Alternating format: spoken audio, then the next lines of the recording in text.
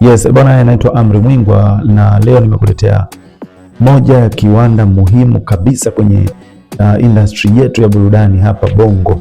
Bwana, ni Bongo Movie. Tunapoongelea Bongo Movie tuna icon ambao tunawataja. Leo niko na icon mmoja muhimu sana ambaye amefanya kitu kikubwa of course kwenye mitandao ya kijamii na amefanya interviews mbalimbali ambazo zinaonyesha kabisa kwamba kazi aliyoifanya imefikika na ina ukubwa kiasi chake. Si mwingine, star huyu ni Gabo Zigamba. Gabo Zigamba bwana ametoa siku 8 zimepita, ametoa short film. Tumezoea kwamba kunakuwa na filamu ndefu, lakini hii ni short film ambayo ina dakika takribani 11 na sekunde kadhaa.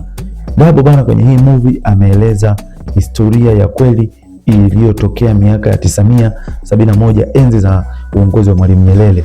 Wakati huo bwana alikuwa mkuu wa mkoa mmoja wa Iringa, kutokana na hadithi ambayo inaambiwa ni based on true story.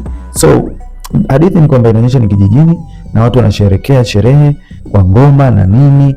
Kwa muonekano ni muonekano wa kijamaa, enzi za ujamaa, kwa sababu ni ngoma za asili. By the time hakukuwa na maendeleo makubwa kiasi hicho, kwa sababu ilikuwa ni communal.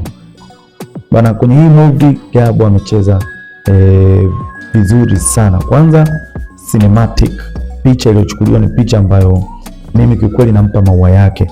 Shot, kuna shoti moja gari inatembea mkoa umeiona kwa juu hivi, imepigwa kasini drone au whatever, lakini imepigwa shoti kali sana.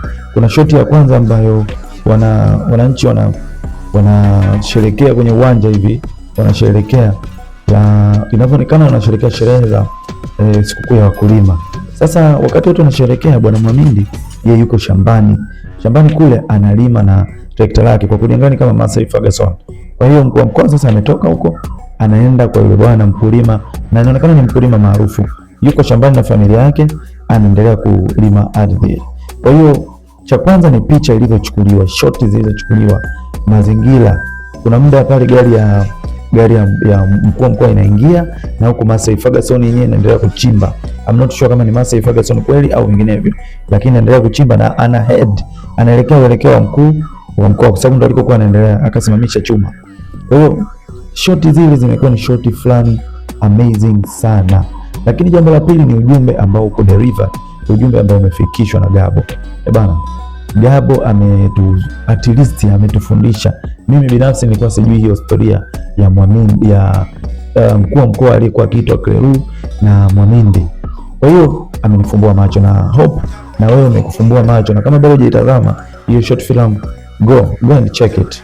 Kwa hiyo moja ndio hiyo, pili moja nimesema ni short zilizopigwa, pili ni historia, hadithi ya kweli ambayo ilitokea mwaka 1971 kipindi cha Mwalimu, na inaonyesha kwamba mkulima alikuwa na msimamo kiasi gani by the time. Bana, noma sana, ujumbe umetufikia na kubwa kabisa sisi ambao tulikuwa tujui historia tumeijua. Shout out kwako Gabo, umetufanyia kitu kikubwa sana.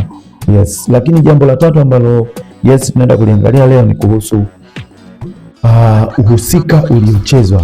Oh my God. Bana, Gabo ambaye ndo Mwamindi kwenye huu uhusika amecheza vizuri sana.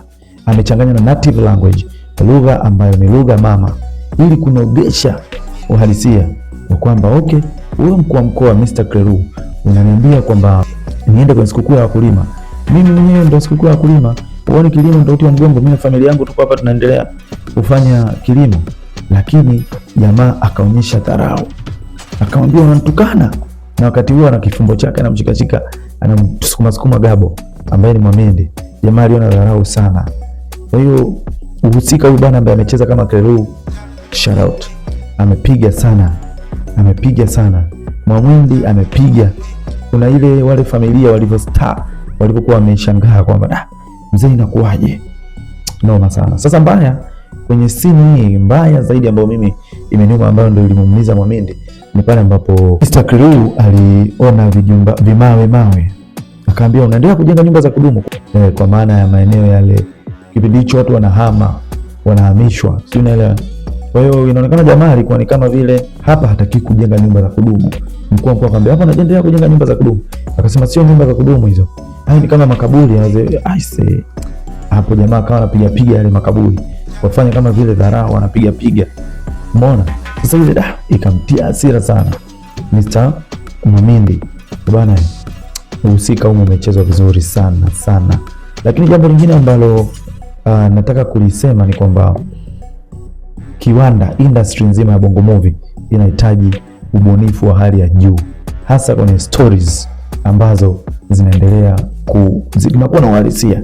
Hebu angalia hii story kwanza, ni based on true story, lakini hebu cheki ilipopigwa picha za uhalisia, ubunifu, wahusika wako vizuri. Yani